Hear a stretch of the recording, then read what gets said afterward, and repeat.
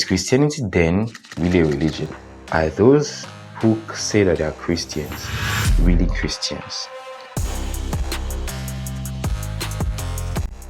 So hey guys, and welcome to the very first episode of What's the Force of Christianity, where we basically debunk common Christian, I don't say myths, but things we often see in the Christendom. So the very first thing that I've been thinking about is, are those who say that they are Christians really Christians? In the sense of, I have seen so many different Christians in different countries, and there's a very huge range of variety or difference between different people and their belief systems and how they live their lives and their actions and stuff. And it's not like a simple difference because of the way they grew up in a culture. It's very vast differences. And I'm looking at all this from an objective point of view. If it is me, I'll think critically of that religion or that belief system, because I'm you guys say that you worship the one true God and all of this, but then I look at your life and I'm looking at you and I'm seeing so much division and so much differences. So I would then be then if I try to accept this, I'm going to come into this whole chaos. So then it got me thinking, is Christianity then really a religion? Because I believe, or I think that the foundation that's going to affect how we approach different things and how people view Christianity as a whole is based on their understanding of it. And so when I looked at what a religion means, a religion is more of it's a belief system or so where you believe that you do certain, they believe in a deity or something, in God or something, and they believe that by doing it, and that belief is followed by doing certain actions, and those certain actions, the more you do them, you do these certain actions to maximize your outcome in the future, or maybe in the afterlife, or heaven or hell, or those kind of stuff. That is generally the idea that comes with a religion. And I was then looking, I did some research, which I would link everything below, and then I was then trying to see what the person that started Christianity is, or the main person that really introduced it strongly is Jesus. So I then read or looked deep into what he spoke about and his mission and his everything that he was about. And there's a theme that I could see in everything that he was saying and everything that I was doing. It is he came to establish a new system of living, a new system of life, whereby it was now based on a relationship with him and not do this to get this.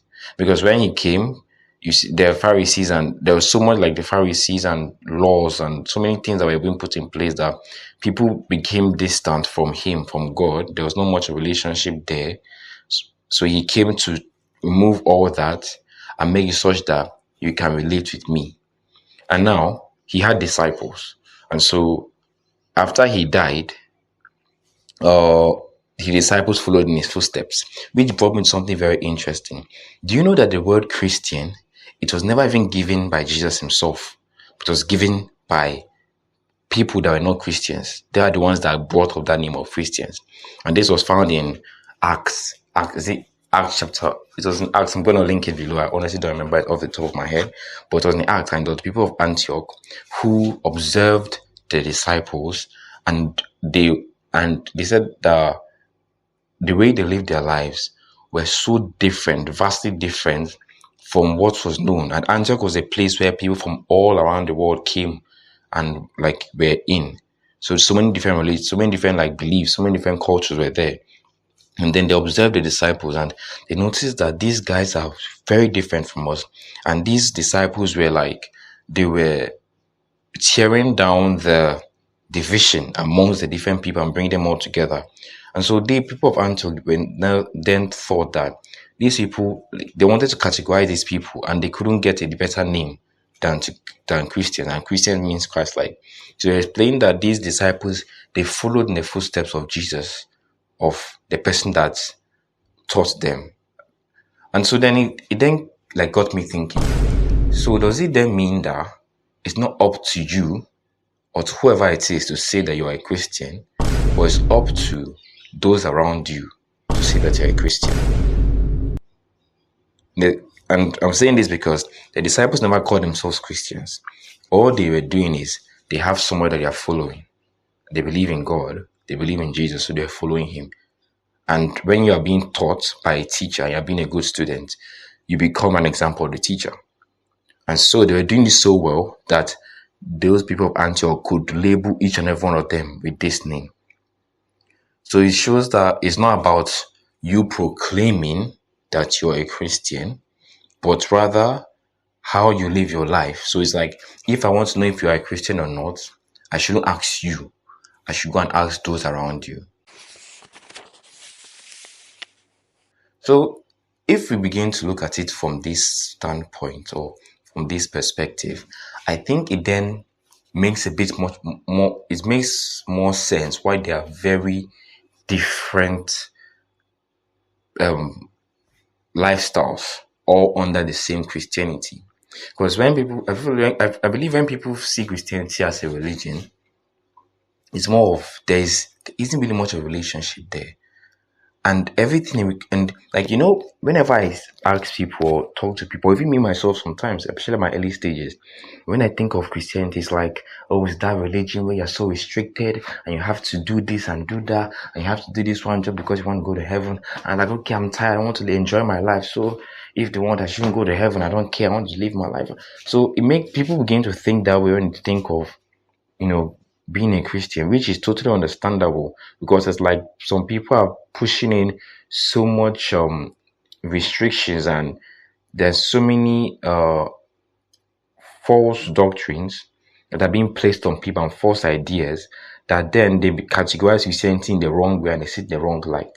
But then it's like when Jesus came and he spoke to the Samaritan woman and said that the time is coming when people worship me in spirit and in truth.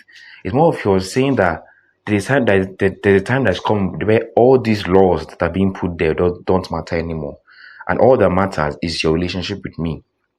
So Jesus, most religions are like, you do this and you do this and do this to get this. But then Jesus is more like, I have given you all of that.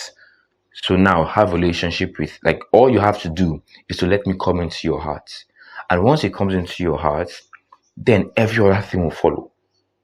You find yourself doing certain things without anybody telling you to, because your heart is already set in the right place. It's not about you do this. It's not about you having to go to church or you having to do this. Once you are really accept him and submit your heart to him, then certain things will follow. So it then brings to the conclusion that, one, I believe Christianity is beyond being a religion, because it's not, the disciples were not having this because I want to get to heaven, I have to do this and that. They were doing things because they were convicted inside. That was a lifestyle. So my motion is Christianity is not a religion, it's a lifestyle. And that's how I believe it should be viewed. And if your lifestyle does not align with the lifestyle of Christ, then it means that you're not a Christian. And I believe it's a sensible and more understandable approach for looking at this matter, because it's getting overbearing, it's getting annoying, and it's getting confusing for many people out there viewing Christianity, because they are seeing so many different things, and honestly, there are so many weird things happening in the church, and the church is part of the reason why people don't want to come to the church. Because I'm not talking about the church as the building, but as the body, because people have gotten so many traumatizing experiences there, and it all boils down to the point that people claim that they love God or that they follow God or that they are Christian, but then their lifestyle, everything about them is not in line with that. So, do you agree with what I'm saying, that Christianity isn't really a religion, it's more of a lifestyle?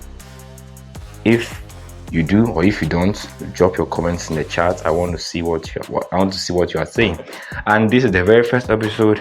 I'm just talking from the top of my head right now. Did a bit of reading and I'm just talking. Didn't prepare for this. I want to hear your feedback and what you guys think, and see you in episode 2. Peace.